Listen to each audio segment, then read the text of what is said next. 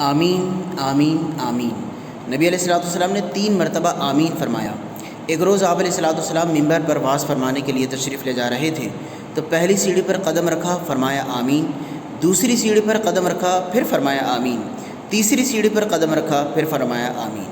جب آپ وعظ فرما کر نیچے تشریف لائے تو صحابہ کرام نے استفسار فرمایا، یا رسول اللہ آج آپ سے جو بات سنی اس سے پہلے کبھی نہ سنی۔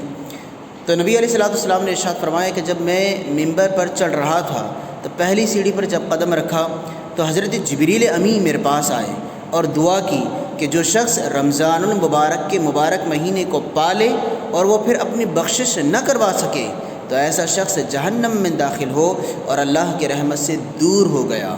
تو میں نے کہا آمین۔ پھر فرمایا حضرت جبریل امین علیہ السلام نے کہ جو شخص ماں باپ میں سے دونوں کو یا دونوں میں سے کسی ایک کو بڑھاپے میں پائے اور ان کی خدمت کر کے جنت نہ کما لے تو ایسا شخص بھی ہلاک ہوا، جہنم میں داخل ہوا اور اللہ کی رحمت سے دور ہوا۔ تو میں نے کہا آمین۔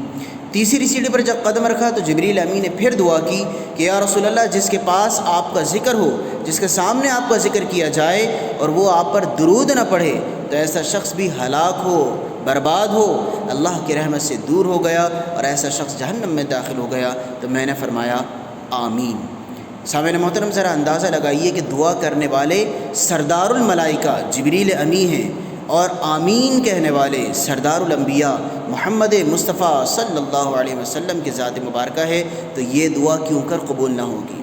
سامعین محترم چند دن رمضان کے اختتام کو چند روز باقی ہیں، خوب دعا کیجیے، مغفرت کی دعا کیجیے، اپنے لیے، ہمارے لیے، اپنے احباب کے لیے، اپنے والدین کے لیے دعائے مغفرت کیجیے، اپنی مغفرت کروائیے۔ اور اگر والدین میں سے دونوں یا کوئی ایک حیات ہیں تو ان کی خوب خدمت کر کے جنت کو حاصل کیجیے، جنت کمائیے، اور ایک مرتبہ محبت کے ساتھ محمد مصطفیٰ صلی اللہ علیہ وسلم کی ذات مبارکہ پر درود پاک کا نذرانہ پیش کیجیے۔ اللہم صلی علی محمد وعلی آلہ وصحبہ وسلم۔ اگر یہ آپ کو یہ بات، یہ حدیث اچھی لگے تو اس کو اپنے احباب کے ساتھ بھی شیئر کیجیے۔ جزاک اللہ۔